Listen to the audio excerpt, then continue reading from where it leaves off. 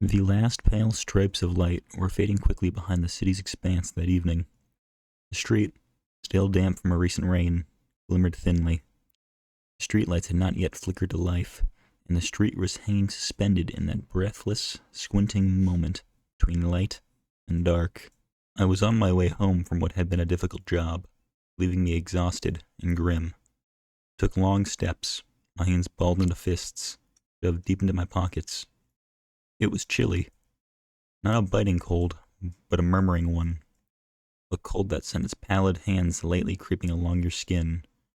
Whispers of touch that raised goose pimples, hair, and suspicion. I felt my heart rate quicken, and my breathing become labored. I paused.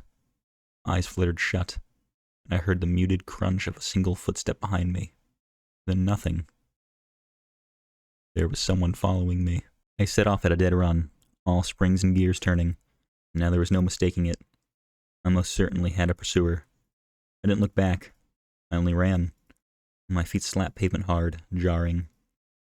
We ran together, my pursuer and I, a manic, high-stakes dance, through side streets, back alleys, and over garbage cans.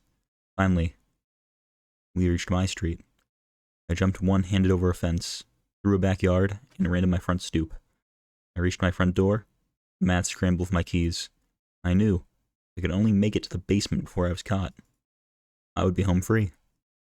I ran to my basement door, shoved it open, then tore down the stairs, jumping down the last 2 steps before hiding into the shadows. My pursuer slowed as he crept down the steps in my basement, each footfall descending him further into the murky gloom. A weak ray of light shining down the basement stairs allowed me to see my pursuer's hand, brushing and feeling his way along the cold basement wall. Searching for a light switch, I heard his every breath, ragged, heavy, and wet. As his hand met the light switch, he quickly flicked it on. I watched as the man in the blue uniform stood frozen in terror as his gaze swept over the room. From the blood-stained walls to the gory freezer in the corner, what was left of my previous dinner on the surgical table. He didn't hear me creep up behind him, but he must have felt the throbbing bulge in my pants as I emptied a full syringe into the flesh of his neck. "Well, officer?" I whispered into the policeman's ear as his body went limp. "Looks like you've solved this case."